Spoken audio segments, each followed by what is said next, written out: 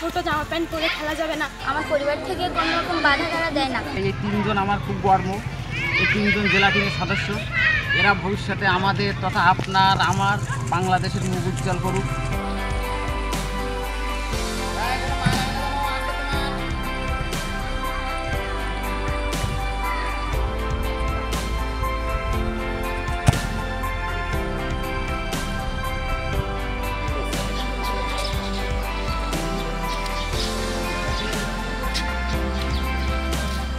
আমি এখানে ফুটবল খেলে অনেকটা আগ্রহী হয়েছি, আর আমার পরিবার থেকে কোনো রকম বাধা তারা দেয় না। আমি সামনেকোণ উপজেলা টিমে ছিলাম, জেলা টিমে ছিলাম এবং আরও অনেক উপরে গিয়েছি।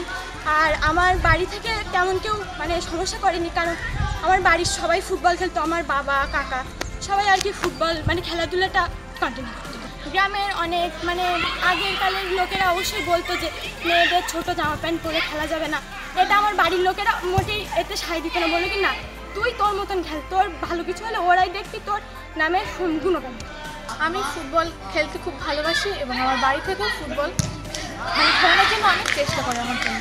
আমি সাধারণত যখন প্রাইমারি লেভেলে ছিলাম তখন জানুয়ারি ফেব্রুয়ারিতে যে যে জেলা এবং থানাভিত্তিক যে খেলাগুলো হয় সেগুলো আমি অংশগ্রহণ করেছি এবং ভালো ফলাফল করেছি।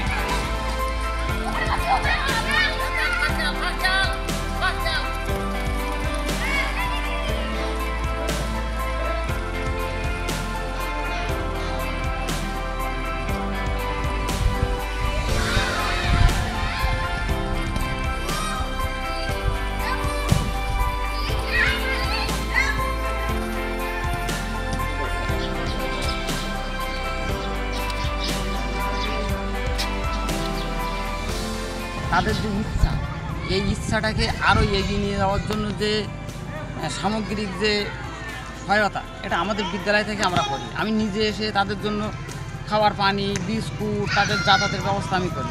কিন্তু আমার মাঠটা অত্যন্ত দুর্বল। মাঠে দেখেন কী পরিমাণে কাদা, এই বাচ্চারা একরকম পড়ে তাদের যেটা আমাদের প্রাথমিক চিকিৎসাটা আমাদের এলাকায় নেই, এগুলো নিয়ে। আর আমার বিদ্যালয়েরা এই তিনজন আমার খুব গর্ব, এই তিনজন জেলা টিমের সদস্য। এরা ভবিষ্যতে আমাদের তথা আপনার আমার বাংলাদেশের মুখ উজ্জ্বল করুক। আমাদের এখান থেকে জাতীয় পর্যায়ে খেলছে সাথী মুন্ডা আছে, ষষ্ঠী মুন্ডা আছে, খাদিজা আছে, আব্দুর রহমান এমনি, এবং ন্যাশনাল পর্যায়েও অনেক ছেলেরা খেলছে এবং অনেক বাহিনীতেও ছেলে শাহিন আছে, পুলিশে ফায়ার সার্ভিসে আছে ইব্রাহিম।